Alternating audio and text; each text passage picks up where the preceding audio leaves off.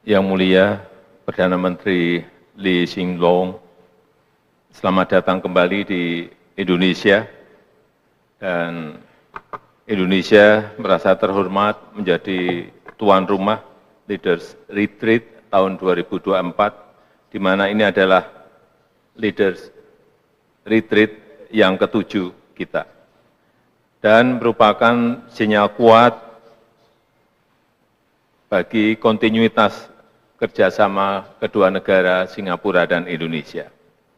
Tadi saya dengan PM Lee telah membahas beberapa hal.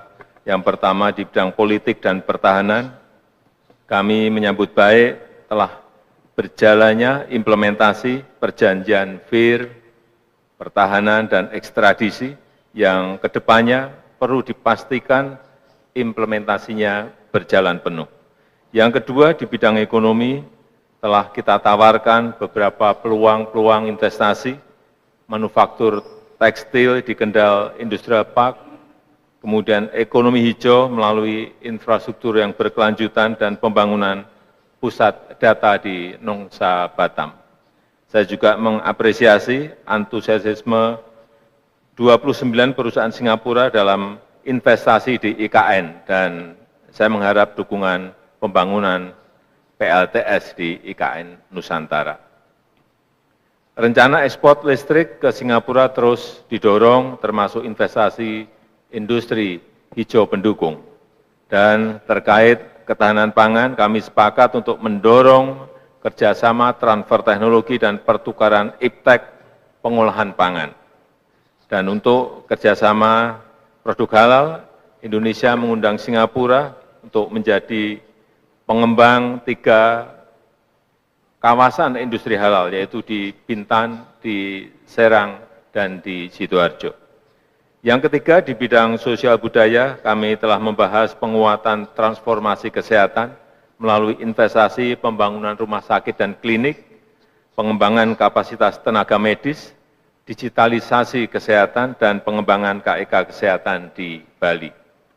Terkait pendidikan, Indonesia telah menyampaikan pentingnya reaktivasi kelompok kerja bersama, dan saya juga mengundang Singapura untuk hadir di World Water Forum ke-10 di Bali. Terakhir, kami juga berdiskusi mengenai persoalan isu kawasan dan global. Kami sepakat terus untuk mendorong terciptanya perdamaian di Timur Tengah dan berupaya untuk terus memperkuat sentralitas ASEAN. Selanjutnya dengan hormat saya mengundang PM Hsien Loong untuk menyampaikan pernyataannya. Terima kasih. Thank you, Your Excellency President Joko Widodo, Ministers, ladies and gentlemen. I thank President Jokowi for his warm hospitality. This is my 7th Leaders Retreat with President Jokowi. We hold these retreats annually, except during the COVID years, and it is a signal of the high-level attention we have both paid to our bilateral ties. It's only natural that we do so because we are close neighbors and we are good friends with many common interests. This year's retreat is particularly special because it's the final one for both President Jokowi and me, and I'm very grateful that President Jokowi has made a special effort to host me and to have me here just a few weeks before I hand over for my last official visit as Prime Minister. Over the last decade, we've made excellent progress in bilateral cooperation in partnership with President Jokowi and his team. We have shared a commitment to deepening mutual understanding and to building strong relationships at all levels. Our defense cooperation has been regular and extensive. The joint update on defense cooperation we signed today reflects our robust defense ties. It gives me particular satisfaction because not only during the time when I was Prime Minister, but even before that as a minister, and even before that when I was in the military serving as a serviceman, I have been working with Indonesia, and with the TNI, and before that with ABRI, and I'm very glad to see that these good relations have prospered and reached this stage today. Our economic ties have been another pillar of the relationship. Investments from Singapore to Indonesia have increased steadily, and cumulatively, they are exceeding 74 billion Singapore dollars. We've also taken steps to deepen our digital economy cooperation. Earlier this year, we signed an MOU on cooperation on digital transformation, and now we are following up on the TechX program, which will encourage young tech professionals to gain valuable exposure in Singapore and in Indonesia. We look forward to Indonesia driving the green economy in our region. Bilaterally, we are making good progress in facilitating cross-border electricity trading, and we are exploring carbon capture and storage.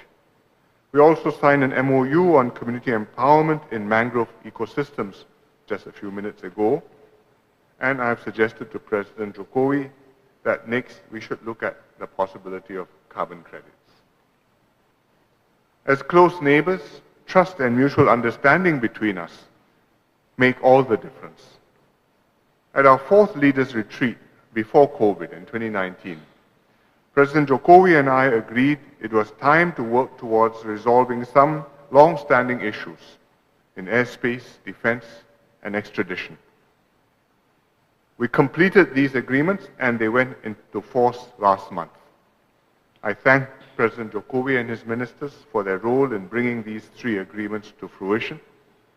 They show that when we work together in a spirit of friendship and openness, we can address even the most complicated issues in a pragmatic and mutually beneficial manner.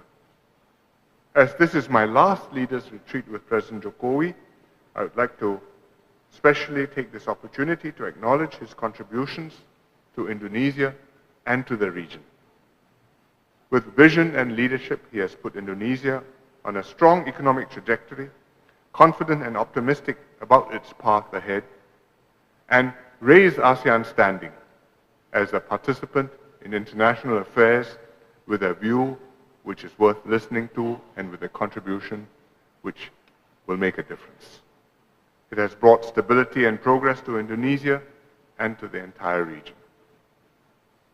Indonesia is ASEAN's largest economy. When Indonesia prospers, the region prospers.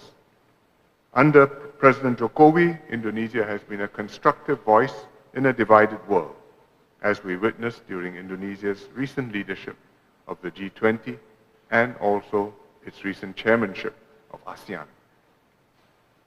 I am honored to have had the privilege to work with President Jokowi throughout these years during his 2 terms as president. While this retreat is a fitting occasion to reflect and celebrate what we have achieved together, it's also about continuity and looking ahead. Typically, we hold 4-eye meetings at the retreats between the 2 leaders. But this year, we were glad to have an 8-eye meeting instead, with Prabowo and DPM Lawrence joining us. From the present leadership to the next, we committed to look ahead, to build on the strong foundation, and to expand our cooperation. I'm glad that President Jokowi and I are handing over the bilateral relationship in good state to our successors. And I have every confidence that Prabowo and DPM Lawrence will continue to bring the relationship to greater heights. May Singapore-Indonesia ties continue to flourish far into the future, or as you would say, Maju Jaya. Thank you very much. Thank you. End of joint press statement.